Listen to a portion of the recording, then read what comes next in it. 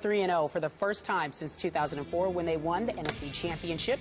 And the Eagles became the first team in history to win its first 3 games after trailing in each by 10 or more points. As expected, it was a heated division matchup that included a brawl and Deshaun Jackson's return to face his old team. Foles was 27 of 41, 325 yards, 3 TDs. Stephen A., you watched the game. What did the Eagles prove? The whole game. The whole game. It was good, right? What did they prove with that win? You know, that's a tough one right there. When you talk about what they proved, they're 3-0. Do I consider them a team that's worthy of being undefeated? I guess you could say yes, because they are. But what they've done defensively in the first half of each game is highly questionable, which is something we'll get into later because of Kerry Williams' comments about his coach, Chip Kelly. But in the end, their offense is high-powered.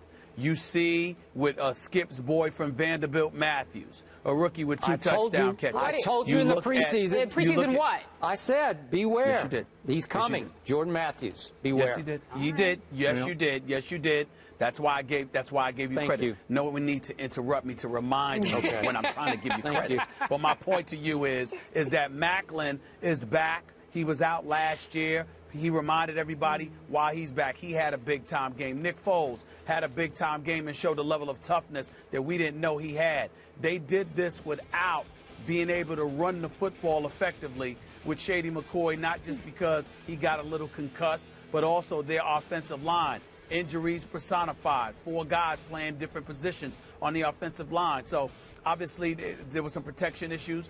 There was some issues in terms of creating some holes to run the football. But still in all, they managed to get it done through special teams, through exploiting the Redskins' special teams, through also making sure to prove that as good as Kirk Cousins is, there's a reason he wasn't designated to starter. There's a reason that Skip Bayless has had his questions about Kirk Cousins, because when it was really, really time on the last 2 drives, he couldn't get it done. It's just that simple. And so for me, I look at the Philadelphia Eagles. I picked them to win the NFC East. And what they've proven to me is that they're the best team in the NFC East. That's what I see. But that's not saying a lot, to be quite honest with you. But they are impressive offensively. Their defense is highly suspect. You don't seem all that impressed with your Philadelphia Eagles.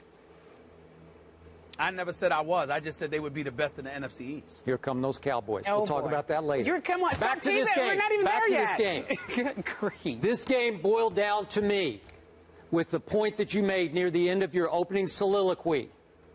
When it counts, Nick Foles is better and always will be better, I believe, than Kirk Cousins was yesterday when it counted in the 4th quarter.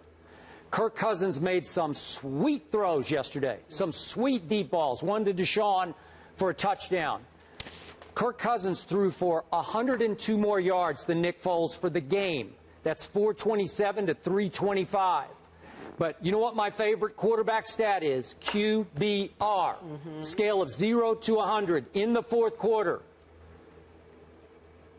Nick Foles had a 91 on a scale of 100. Kirk Cousins in the 4th quarter, QBR 12. Why was that? Because on Kirk Cousins' first 3 possessions, remember, it's 27 all. 3rd down in the first possession, misfire, poor pass. 3rd down, next possession, misfire, poor pass. And in the next possession, 1st down, misfire, really bad idea, interception.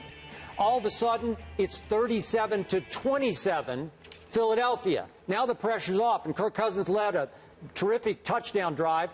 Now you're back in the game. Now you got a chance to win the game. You get the ball back late in the game, and you have 3 straight misfires. I'm sorry, Kirk Cousins. He's a really he is one of the he might be the best backup quarterback in the NFL. Yeah. But long-term starter, franchise quarterback, no. Will he be there when you really, really need him? No. Am I really, really sold on the Philadelphia Eagles? I am not. I agree with you. Nick Foles showed incredible toughness yesterday. Took a lot of shots, one of them a cheap shot that we're about to talk about, and kept getting up and firing clutch throws. But in the end, Philly's defense gave up 511 yards, and I'm supposed to say wow to that? All right, Stephen A., so let's talk about that brawl. Redskins, Chris Baker gives Nick Foles a tough shoulder. You see that right there? So look at that. Everyone, after he hit him, everyone's debating on whether or not that was a cheap shot or was the play still live, because I believe Baker thought the play was still live and he could hit Foles. Skip, your reaction to that play, was it a cheap shot or not?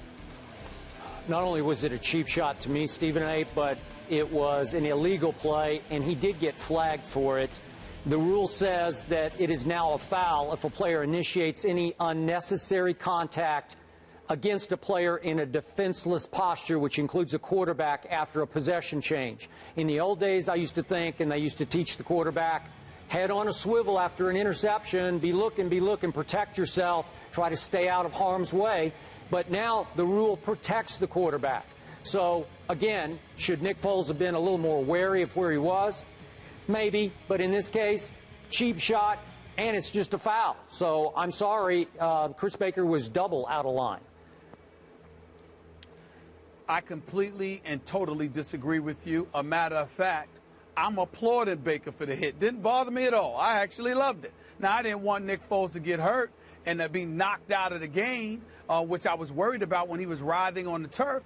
But at the same time, again, it amazes me how these guys who are grown men have been taught since Pop Warner to play football a certain way, and then all of a sudden the honchos in their suits in the league office want to infiltrate the proceedings and say, oh no, what you've learned all your life no longer applies, and we're going to get rid of that. Nick Foles was not on the other side of the field. Nick Foles was running towards the action, jogging towards the action, knowing you're a quarterback, especially as protected as you are these days. If anything, these guys want to hit the quarterback even more now than they ever did in the past because of how pampered and protected quarterbacks are in this day and age. So knowing this stuff, you're going to jog and lollygag towards the action on a football field with grown men like you don't have anything to worry about? Shame on Nick Foles. I bet you he won't make that mistake again. When you're the quarterback, what you need to do is either stay on the turf or run downfield the opposite direction on the other side of the field away from the action. Because I got news for you. If you're running any way towards the action, which Nick Foles did, and he was about 10 yards away from it, okay, running towards it, you know what? You got what you deserve. If I was, Baker is absolutely right. It's what he's been taught. That's a football play. And if you talk to football players, they'll talk about the letter of the law. Oh, my goodness, you can't do this today because they just changed. Well, you know what? It's taking them a little time to adjust, okay? That's the way it goes. Nick Foles should have known better. He deserved to get popped. I'm happy he's not hurt. But this is football, baby. The quarterbacks are pampered enough. He deserved to get popped silly. I have no problem with it whatsoever. Do you think Chris Baker knew it was Nick Foles? He said he didn't. He said he didn't even know it was the quarterback. I don't believe that. I think he's lying about that. I think he knew it was Nick Foles. You know what? I think he knew it was Nick Foles. So what? You know, it takes a real man to hit a quarterback like that in a defenseless posture. Nick Foles' head is looking the other way. Boy, it took a lot of guts. And you know what?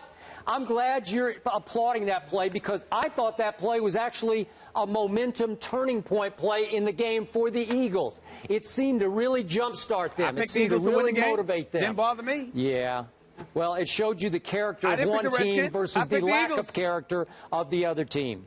Way to go, Chris Baker. Is that what we're doing? Is that what we're doing, character? Really? Really? Yeah. The man been taught football like this all his life. Yeah. And because some honchos on Park Avenue decided to change the rule at the last minute, he's supposed to apply. It takes time to adapt. It takes time. The quarterback's protected and pampered enough. No, listen. So we're staying in the NFC East. As you can see, the debate will be hot because the Cowboys are